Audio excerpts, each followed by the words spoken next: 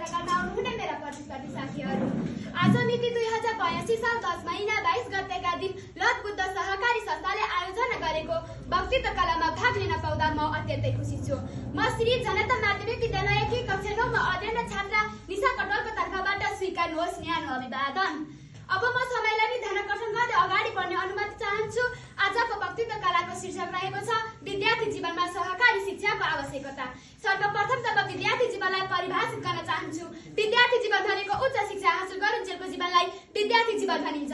खास विद्या प्लस आर्थिक मिलेर विद्यार्थी बनेको हुन्छ। अब सहकारी भनेको एकाका लागि सबै र सबैका लागि एका भन्ने सिद्धान्तबाट प्रेरित भई व्यक्ति, परिवार, समाज, विद्यार्थी र समग्र राष्ट्रका लागि गरिएको एकबद्धता प्रयासलाई नै सहकारी भनिन्छ। विद्यार्थी जीवनमा सहकारी शिक्षाको अत्यन्तै आवश्यक छ।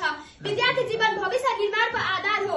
यस चरणमा सहकारी शिक्षाले विद्यार्थीहरूलाई सामाजिक, शैक्षिक र आर्थिक क्षेत्रमा महत्त्वपूर्ण योगदान दिइरहेको हुन्छ।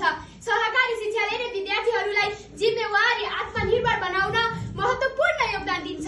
सहकारी शिक्षाले नै विद्यार्थीहरूलाई सानै उमेरदेखि पैसा बचत गर्न र पैसा सही रूपमा प्रयोग गर्न नि सहकारी शिक्षाले नै सिकाउँछ। सहकारीको सिद्धान्त भनेको सहकार्य हो। विद्यार्थीहरूले आपसी सहयोग साटासाट गर्ने, सामूहिक रूपमा काम गर्ने र आफ्नो भावना अरूसँग साटासाट गर्ने कार्य पनि सहकारी शिक्षाले नै विद्यार्थीहरूलाई शिक्षा दिइरहेको हुन्छ। सहकारी शिक्षाले विद्यार्थीहरूलाई आर्थिक सहयोग प्रदान गर्ने कार्य पनि गर्दछ। विद्यार्थीको पढाइ खर्च आर्थिक सहयोगमा निर्भर रही विद्यार्थीहरूलाई सस्तो ऋण उपलब्ध गराई स्टेसनरी पुस्तक वितरण गर्ने हो भने विद्यार्थीहरूको बोझ कम भई पढाइतिर ध्यान आकर्षण गर्न चाहन्छन्। तब अध्यक्ष महोदय, विद्यार्थीहरूलाई सहकारी शिक्षाले सहकार्य र आर्थिक सामाजिक शिक्षा दिने गर्दछ। विद्यार्थीहरूले सहकारीमा काम गर्ने हो भने सहकारी नेतृत्व र सामूहिक भावना साटासाट गरेर देशको लागि योग्य नागरिक बन्न सक्ने क्षमता विद्यार्थीहरूमा हुन्छन्। विद्यार्थी जीवनमा सिकाइ, अनुशासन र आर्थिक विकासको मध्य चरण हो।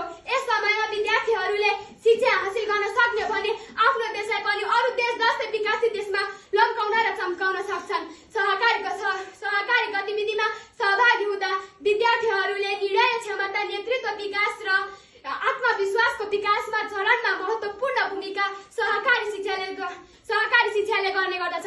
तसर्थ अन्त्यमा म के भन्न चाहन्छु भने सहकारी शिक्षा विद्यार्थी जीवनमा नहुने कुरा हो। शिक्षा भनेको एउटा यस्तो हतियार हो जसले विश्व बदल्न सक्छ। सहकारी शिक्षा नि त्यस्तै हतियार हो। अरू देश